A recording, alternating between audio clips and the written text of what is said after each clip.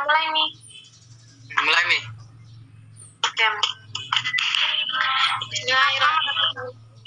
Bismillahirrahmanirrahim. Assalamualaikum warahmatullahi wabarakatuh. Waalaikumsalam warahmatullahi wabarakatuh. Assalamualaikum warahmatullahi wabarakatuh.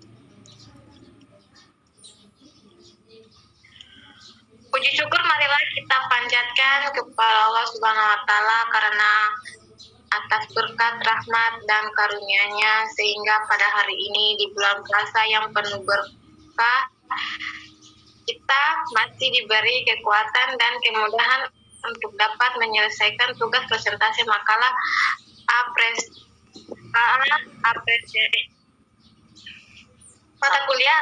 mata kuliah apresiasi seni 2. Pada kesempatan kali ini saya atas nama Elsa Manora sebagai moderator yang akan memandu jalannya presentasi. Topik yang akan dibahas yaitu periodisasi seni rupa dari masa klasik sampai sekarang, contoh-contoh karya seni rupa dan penciptanya berdasarkan periodisasi seni rupa Indonesia dan seni rupa dunia. Dan sebelum itu saya akan memperkenalkan teman-teman kelompok saya. Yang pertama, Kiti Melani Hardiansyah Putra Januari, Syarifatul Mila, Ita, Yudi Erlangga, Siti Rahma Insan, Hikmah Purnamasari, dan Ritnayanti.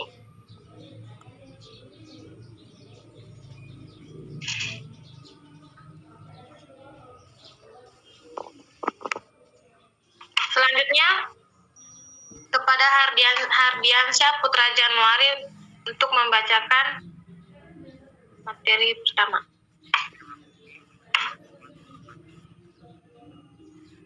Untuk Hardiansyah Putra Januari suaranya.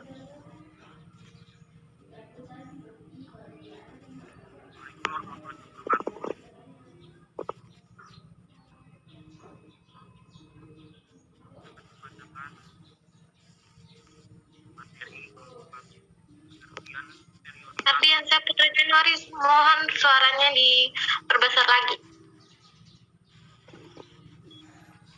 Pengertian periodisasi. Periodisasi merupakan pembabakan atau pengelompokan waktu berdasarkan zaman. Satu proses strukturisasi waktu dalam sejarah dengan pembagian atas beberapa babak zaman periode. Periodisasi seni rupa dari masa klasik sampai masa modern kegunaan. Periode seni rupa klasik. Zaman klasik terbagi menjadi dua, yakni klasik tua dari abad 8 sampai 10 Masehi dan klasik muda dari abad ke-11 sampai 15 Masehi. Zaman klasik adalah zaman ketika masyarakatnya telah menghasilkan tonggak-tonggak peradaban pertama sebagai dasar perkembangan peradaban. Saya kembalikan kepada moderator. Selanjutnya kepada pemateri kedua atas nama Syarifatul Mila untuk membacakan. Baik, saya akan membacakan materi kedua. Seni rupa modern. Seni rupa modern bisa bermakna seni rupa pembaruan dengan hasil kreativitas sebagai upaya penciptaan karya baru yang di dalamnya meliputi estetika, karakter, inovasi, dan originalitas. Terdapat beberapa periode perkembangan untuk seni rupa modern di Indonesia sebagai berikut. Pertama, periode perintis pada tahun 1826 sampai 1880. Yang kedua, periode Indonesia Jelita atau Indimoi pada tahun 1878 sampai 1900-an. Yang ketiga, periode Persagi atau Persatuan Ahli-Ahli Gambar Indonesia. Yang keempat, periode pendudukan Jepang. Yang kelima, periode Akademi pada tahun 1950. Yang keenam, periode seni rupa baru. Saya kembalikan ke moderator. Selanjutnya saya persilakan kepada pemateri ketiga Kepada Kitty Melani saya persilakan.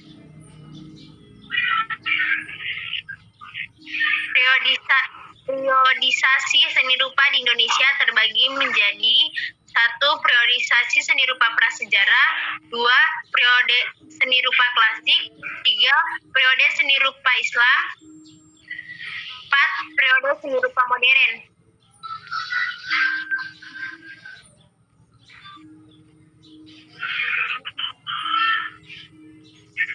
Terdapat beberapa periode perkembangan untuk seni rupa modern di Indonesia sebagai berikut. 1. Periode perintis pada tahun 1826 sampai 1880. Yang kedua, periode Indonesia Jelita. Yang ketiga, periode persegi. Keempat, periode pendudukan Jepang. Kelima, periode seni rupa baru. Dikembalikan kepada moderator. Selanjutnya, kepada pemateri keempat, untuk saudara Ita saya persilakan.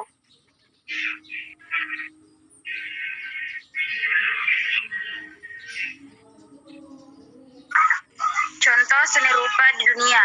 1. Aliran Gothic Art atau seni Goth. Gothic adalah istilah yang digunakan untuk mengidentifikasi sebuah periode yang dimulai sekitar pertengahan abad ke-12 sampai akhir abad ke-15 sampai 16. Nama istilah itu dibuat oleh kritikus sebagai cemohan seni periode tersebut karena tidak berpegang pada standar seni Yunani dan Romawi kuno. Saya kembalikan kepada moderator.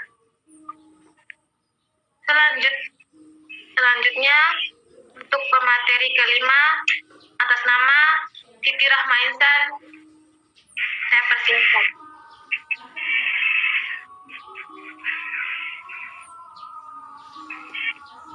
Dua, aliran seni rupa Renaissance. Tokoh-tokoh penting Renaissance. Rafael atau pelukis dan arsitek Renaissance asal Itali. Rafael terkenal dengan karyanya yang berjudul Sistine Madonna atau Madonna di San Sisto, dan untuk komposisi tokoh besarnya di Vatikan, Roma. Berikutnya, Michelangelo dianggap sebagai salah satu seniman terbesar sepanjang hidupnya. Ia terkenal melalui karyanya yang berupa lukisan, patung, dan arsitektur. Ketiga, Leonardo da Vinci dapat menjadi lambang idealisme humanis era Renaissance atau berjamuan terakhir tahun 1495 sampai 98, dan Mona Lisa adalah lukisan Renaissance yang paling populer dan berpengaruh di masanya. Sekian, saya kembalikan kepada moderator.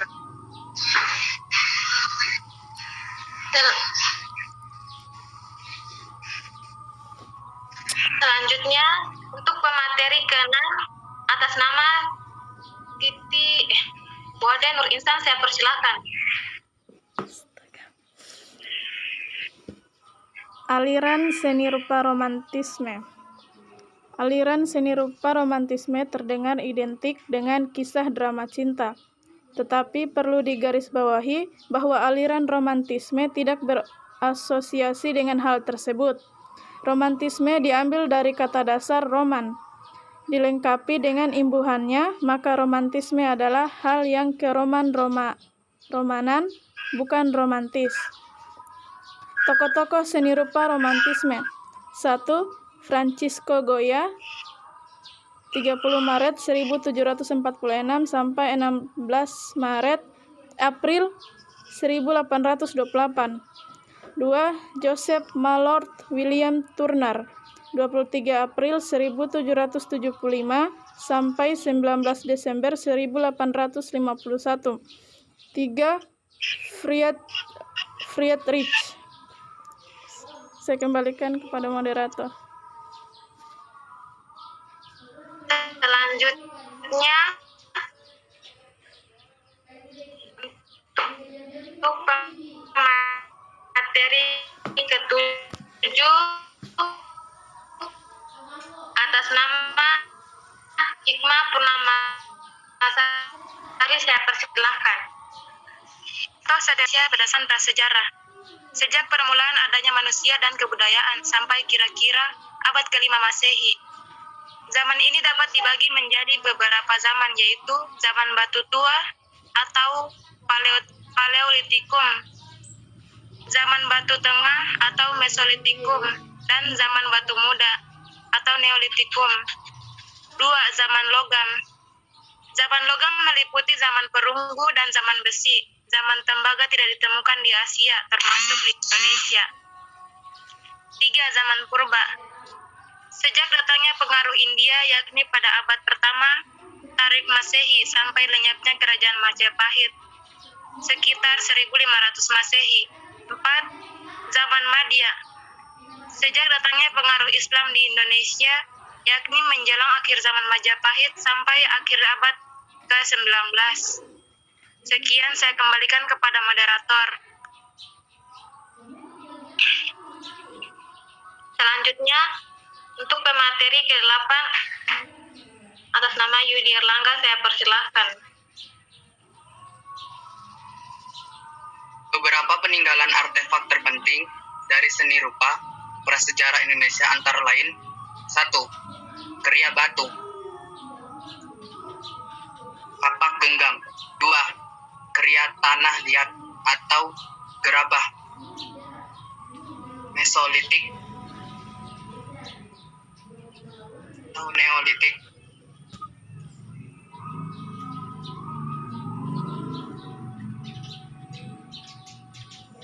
3. Lukisan dinding gua, Mesolitik dan Megalitik. 4. Bangunan megalitik, menhir, dolmen, sarkofag. Baik, saya kembalikan kepada moderator.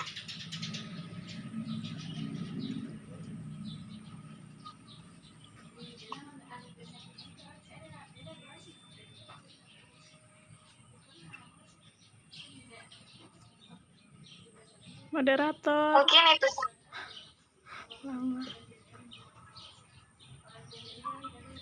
Mungkin itu saja hasil presentasi dari kelompok kami. Lebih dan kurangnya mohon dimaafkan. Billahi taufiq wal hidayah. Wassalamualaikum warahmatullahi wabarakatuh. Waalaikumsalam warahmatullahi wabarakatuh.